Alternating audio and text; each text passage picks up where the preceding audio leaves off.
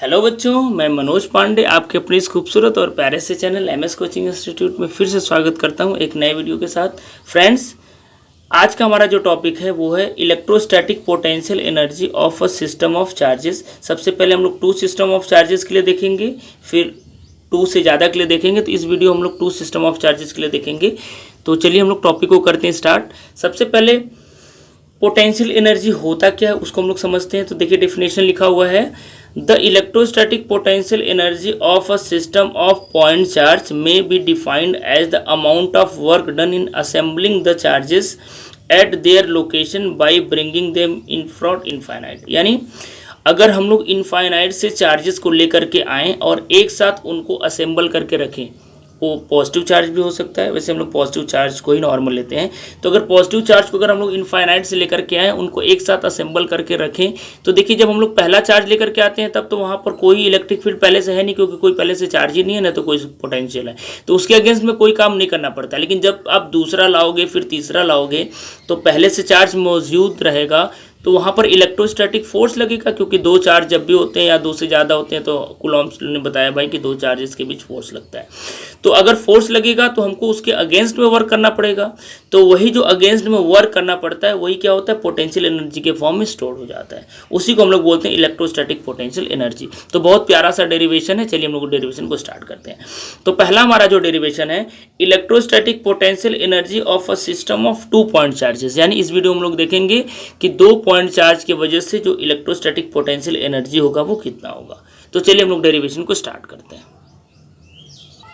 तो बच्चा पार्टी देखिए, हम लोग क्या करेंगे, let a point charge Q1 is at the rest at a point A. हम लोग भाई एक कोई पॉइंट ए लेंगे, मान लेते हैं वहां पर पहले से एक कोई चार्ज Q1 मौजूद है, और Q1 को अगर हम लोग इनफाइनाइट से लेकर के ए पर लाते भी हैं तो कोई काम नहीं करना पड़ेगा।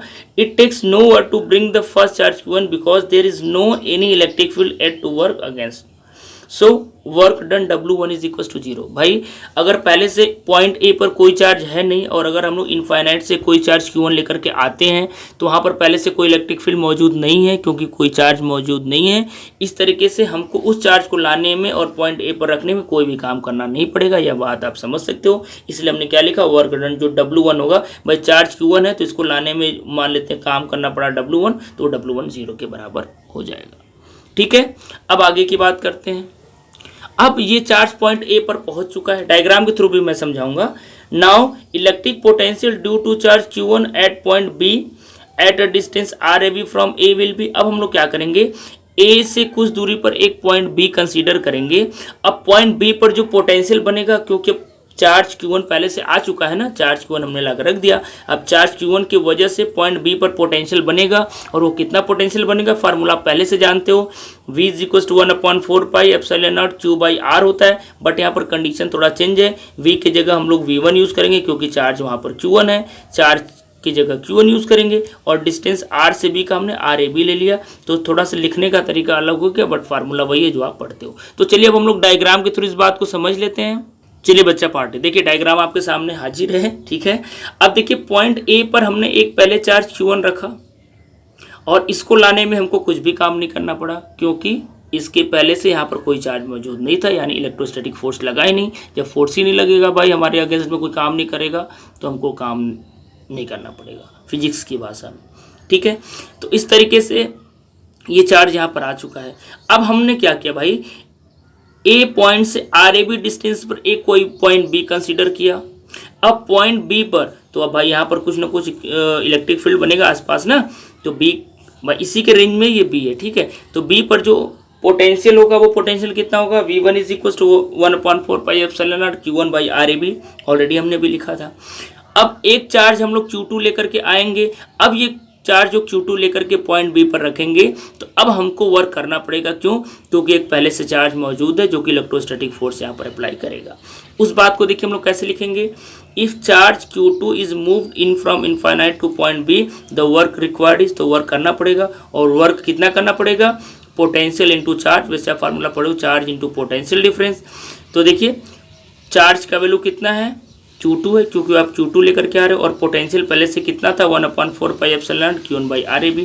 तो इन दोनों का मल्टीप्लाई करोगे तो जो वर्क डन W हो जाएगा कितना हो जाएगा 1/4 pi epsilon naught Q1 Q2/RAB।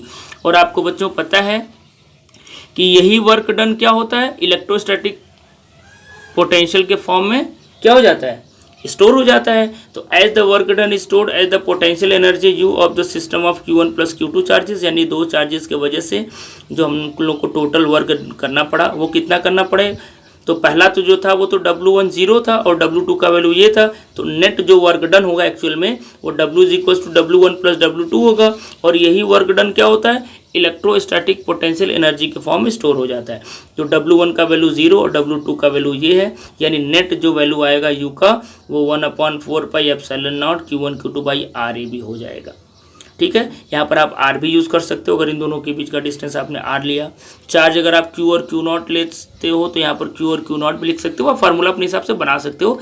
But actual में दो चार्जेस की वजह से जो इलेक्ट्रोस्टैटिक पोटेंशियल एनर्जी होता है वो U equals to 1/4 pi epsilon naught Q1 Q2/RAB होगा इसके हिसाब से। तो आई होप ये समझ में आपको आया होगा। एक दो पॉइंट और है जो आपको याद करना चाहिए, जैसे इलेक्ट्रोस्टैटिक पोटेंशियल एक स्केलर क्वांटिटी होता है, ठीक है। और एक बात आपको और याद रखना है कि आप ये जो चार्ज लेकर के आओगे ये पॉजिटिव भी हो सकता है, निगेटिव भी हो सकता है। आप चाहो तो, क्योंकि हमने यहाँ पर पॉजिटिव लेकर के कंसीडर करके पूरे डेरिवेशन को किया तो हम लोगों ने प्लस लिखा, इसलिए इस बात को मैं लिख दिया हूँ। In the above formula the value of Q1 and Q2 must be with proper sign, क्योंकि न्यूमेरिकल करते समय आपको कन्फ्यूजन ना हो, क्योंकि यहाँ पर Q1 और Q2 का वैल्यू आप साइन के साथ रखोगे। सपोज करो कि पहले से आपने चार्ज जो Q1 लाया था वो निगेटिव था तो यहाँ पर माइनस रखोगे। दूसरा जो लाया था हमने बाद में Q2 वो भी निगेटिव था तो यहाँ भी माइनस रखोगे, तो वो माइनस माइनस प्लस हो जाएगा। बट अगर पहला चार्ज Q1 माइनस में था और दूसरा आपने जो लाया वो प्लस में था तो यहाँ पर साइन क्या लग जाएगा, माइनस लग जाएगा। तो इस बात को आपको ख्याल रखना है, ध्यान रखना है, क्योंकि जब भी आप न्यूमेरिकल करोगे इस फार्मूले का यूज़ करोगे तो Q1 और Q2 का वैल्यू हमेशा साइन के साथ ही रखना। इस बात का ख्याल रखना कि वो निगेटिव चार्ज है कि पॉजिटिव चार्ज है। तो आई होप ये वीडियो आपको पसंद आया होगा तो कमेंट करके तो ज़रूर बताइएगा और लाइक भी करिएगा। और जितने भी मैं टॉपिक को कराता जा रहा हूँ सबका लिंक आपको डिस्क्रिप्शन में मिल जाएगा। बाई चांस किसी का लिंक डिस्क्रिप्शन में नहीं मिला तो आप डायरेक्ट हमारे चैनल के होम पेज पर जाइए और प्लेलिस्ट में जाइए, और प्लेलिस्ट में जाएंगे तो आपको जो जो मैं डेरिवेशन करा चुका हूँ या जो जो टॉपिक मैं कंप्लीट कर चुका हूँ, वो चाहे मैथ्स का हो चाहे फिजिक्स का हो, सारे टॉपिक्स आपको प्लेलिस्ट में मिल जाएंगे।